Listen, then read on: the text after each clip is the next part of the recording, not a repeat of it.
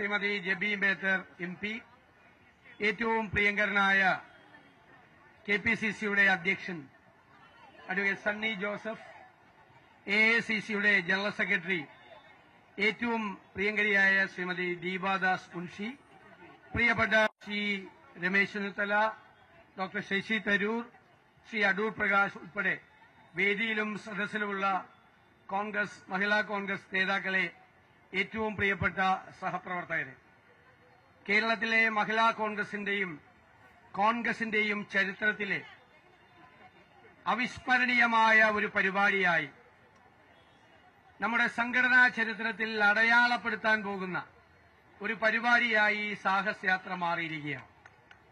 കഴിഞ്ഞ 138 ദിവസങ്ങളിലധികമായി കേരളത്തിലെ 1474 മണ്ഡലങ്ങളിലും പോയി മഹിളാ കോൺഗ്രസ് പ്രവർത്തകരെ സംഘടിപ്പിച്ച് അവരുടെ സങ്കടങ്ങളും അവരുടെ പ്രയാസങ്ങളും സാധാരണ സ്ത്രീകളുടെ ഹൃദയവികാരങ്ങളും ഒപ്പിയെടുത്താണ് ജെബി മേത്തരും മഹിളാ കോൺഗ്രസിന്റെ സംസ്ഥാന ഭാരവാഹികളും ജില്ലാ പ്രസിഡന്റുമാരും ഉൾപ്പെടെയുള്ള ഈ ഒരു വലിയ ടീം തിരുവനന്തപുരത്ത് സെക്രട്ടേറിയറ്റിന്റെ മുന്നിലെത്തിയിരിക്കുന്നത്.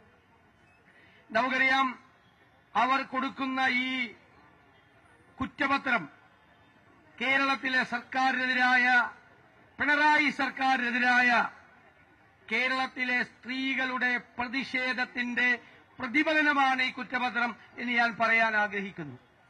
കാരണം ഇന്നത്തെ ഈ 9 വർഷം കഴിഞ്ഞ് 10ാമത്തെ വർഷത്തിലേക്ക് പ്രവേശിച്ചിരിക്കുന്ന ഈ പിണറായി സർക്കാരിന്റെ ദുർഭരണത്തിന്റെ ഏറ്റവും വലിയ ഇരകൾ സ്ത്രീകളും കുട്ടികളുമാണ് എന്ന് ഞാൻ പറയാൻ ആഗ്രഹിക്കുന്നു.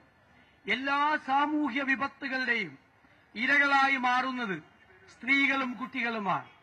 കേരളത്തിൽ ഒരു കാലത്തും ഇല്ലാതിരുന്ന രൂക്ഷമായ വിലക്കയറ്റമാണ് നിലനിൽക്കുന്നത്. നിങ്ങൾക്കറിയാം, 4 കൊല്ലം മുമ്പ് 120 രൂപയുണ്ടായിരുന്ന വെളിച്ചെണ്ണയുടെ വില 450 രൂപ വരെയായി. പഞ്ചസാരയുടെ വില ഇരട്ടിയായി. ഉഴുന്നിന്റെയും പരിപ്പിന്റെയും കടലയുടെയും അരിയുടെയും അടക്കം നിത്യോപയോഗ സാധനങ്ങളുടെ വില റോക്കറ്റ് പോലെ വർദ്ധിച്ചപ്പോൾ വെറുതെ നോക്കി നിന്നൊരു സർക്കാരാണ് പിണറായി സർക്കാർ. മാർക്കറ്റ് ഇന്റർവെൻഷൻ നടത്തി വില കുറയ്ക്കാൻ ഉത്തരവാദിത്തപ്പെട്ട ഈ സർക്കാർ അത് ചെയ്യാതെ സപ്ലൈകോയെ തകർത്ത് തരിപ്പണമാക്കിയ ഗവൺമെന്റാണ്. ആയിരക്കണക്കിന് കോടി രൂപയാണ് സപ്ലൈകോയ്ക്ക് ഈ ഗവൺമെന്റ് കൊടുക്കാനുള്ളത്. നമുക്കറിയാം, സ്ത്രീകൾക്കെതിരായ അക്രമം, കുട്ടികൾക്കെതിരായ അക്രമം കേരളത്തിൽ രൂക്ഷമായി വർദ്ധിച്ചു വരികയാണ്. നിങ്ങൾ പോലീസിന്റെ ക്രൈം റെക്കോർഡ്സ് പരിശോധിച്ചാൽ ഞെട്ടിപ്പിക്കുന്ന വിവരങ്ങളാണ്.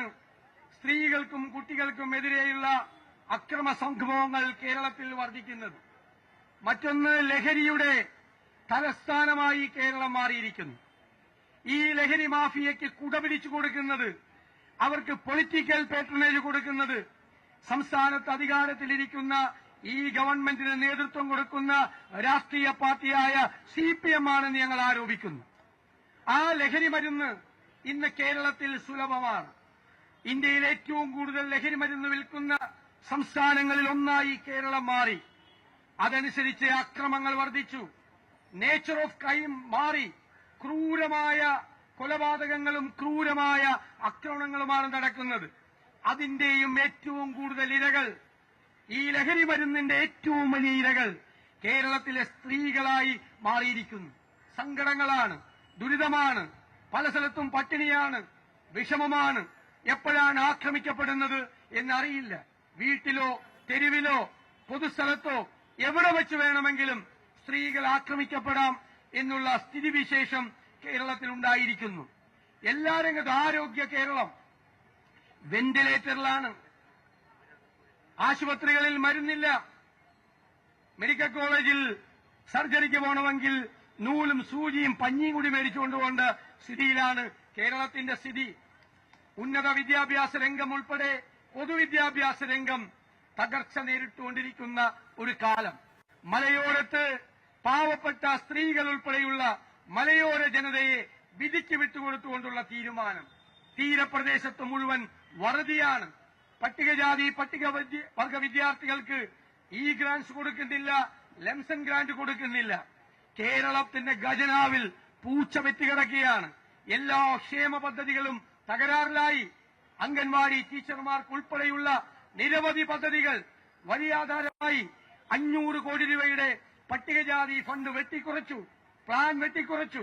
112 കോടിയുടെ പട്ടികവർഗക്കാരുടെ വെട്ടിക്കുറച്ചു. ഏത് രംഗമെടുത്താലും അപകടകരമായ സ്ഥിതിയിലേക്ക് കേരളം കൂപ്പുകുത്തുകയാണ്. KSRTC പൂട്ടാറായി. മെഡിക്കൽ സർവീസസ് കോർപ്പറേഷനിൽ ആയിരക്കണക്കിന് കോടി രൂപ കൊടുക്കാനുള്ളത്, ജീവനക്കാർക്കും പെൻഷൻകാർക്കും കൂടി കൊടുക്കാനുള്ളത് 1 ലക്ഷം കോടി രൂപ.